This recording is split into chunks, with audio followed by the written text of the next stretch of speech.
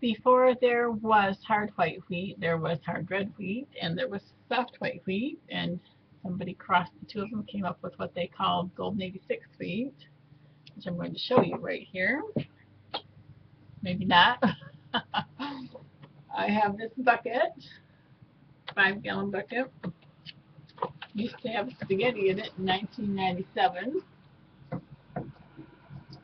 and this has what was called, when I bought it,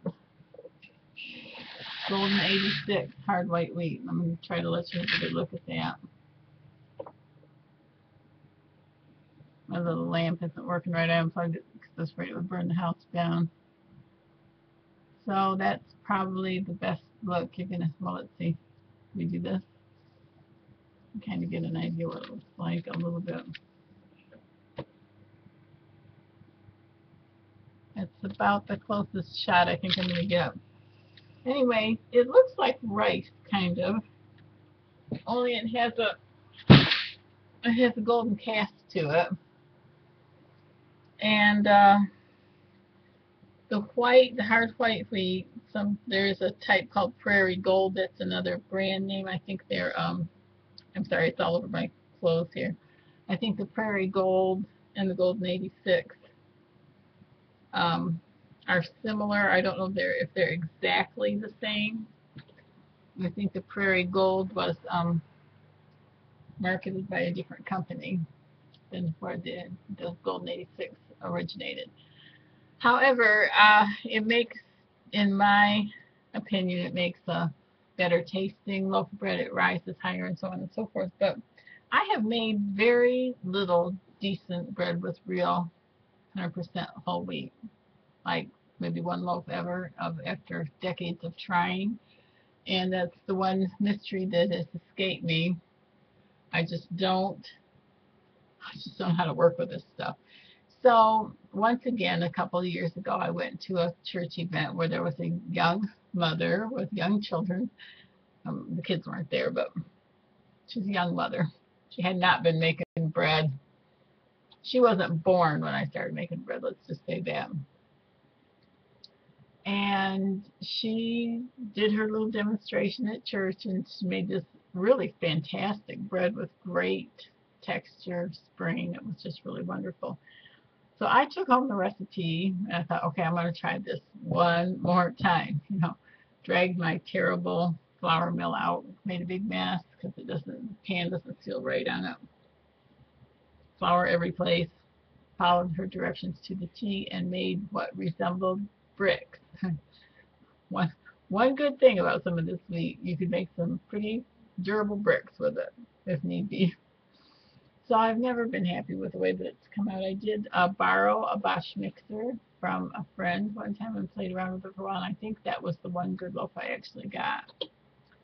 Um, I'm not going to say I've never made a decent loaf of bread, but it's been pretty much close to all never, almost never. So then I got a bright little idea because I'm kind of like a, sorry, there goes the noise outside again. I'm kind of like a detective. That's what the word I was trying to think of. I'm expecting company actually. She should come driving up any moment now. Um, so I wanted to investigate. That's the word I was going to use a little bit further. And so I took some of this hard white wheat and put it into a plastic bag and gave it to a lady from church who was coming to pick up some empty buckets. And I said, would you give this to your sister-in-law, who was the lady who made the wonderful bread? And I said, would you ask her to try to make bread with this and see what happens? Well, then I never did talk to her for a long period of time and just didn't have the opportunity, didn't make a phone call. So time passed and time passed and time passed. And finally she came up to me a couple of weeks ago at church. And she said she must have done something wrong because the bread didn't turn out right. I said, oh, no. It's the best news I've heard in a long time. So I was really happy that the bread didn't come out right because then I had come to the conclusion that it was the wheat and not the baker. Now, why do you need to know that? Because before you order a lot of wheat from anybody, order yourself a can or two, or a 5-pound bag or a 25-pound bag or something and play with it. Do some things with it. Maybe you're going to do that to figure out if you like the red better than the white. Some people like a combination of the two. I have a girlfriend that puts 2 parts of the older kind of red wheat in with 1 part of the, not this white wheat, a different source where she got her white wheat from. She got her white wheat from the same place this other lady got her white wheat from. This is going to be a really terrible video. Sorry. Some of the other ones are better, so don't get too discouraged if this is one of the first ones you've watched. So, back to this wheat. Of course, I'm going to keep it. I'm not going to get rid of it. But just because it looks the same does not mean it is, and you really need to get some, or get some from somebody who's bought it, you know. If somebody has some hard white wheat that they will let you buy or borrow or whatever, then you could do that and play with it, and then you could order a can or 2 from the same place they ordered it from, because it may not be the same year, the same crop. It comes a little different from year to year. It may not be the exact same variety. The weather conditions may have been different, you know. So get yourself some to play with from the place that you intend to buy it from, and work with it a while and see if it's going to do what you want it to do. If it does, then go ahead and order your bulk bunch of it. If you haven't baked with real whole wheat that you actually grind, and this is supposed to be magnificent nutritionally, it's got like 400 different components in it that we don't even have names for, I think that's what I read.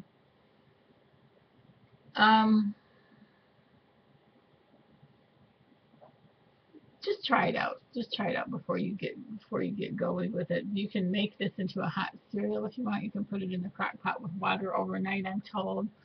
And you're probably going to want some brown sugar or syrup or something in the next morning. Okay, we're over 7 minutes, and I did not do that topic justice because I'm tired. Tired right now, so I'm not talking too swiftly, but I think you get my idea. I was really glad that the bread failed, because now I know I just need to get my wheat someplace else and try that and see how that works, and then go from there. So don't buy, 500 or 1,000 pounds or 1,500 pounds of wheat you haven't put through the mill, so to speak. Make some bread, make some crackers, make some waffles, make some dinner rolls, make some graham crackers with it. So I'm trying to think what the other one was. Crackers. Make some muffins with it. Make some cookies. Make some donuts. Try it out. You see, and you may decide that this isn't what you want at all. You may want to decide to keep a little bit of this, and you may want to order bread and roll mix, or you may want to order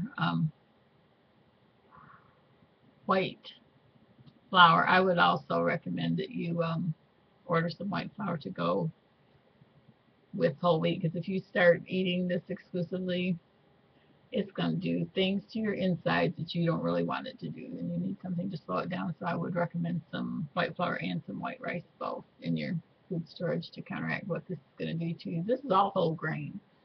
There's not a kernel in here that's not whole grain. This is all whole grain. So enough said, I think, on that topic. Sorry for the slow thinking process. I usually think a lot quicker than that. It's almost 9 minutes. God bless your efforts to prepare. Make a list. Check it twice so you can eat more than just beans and just rice and make it happen.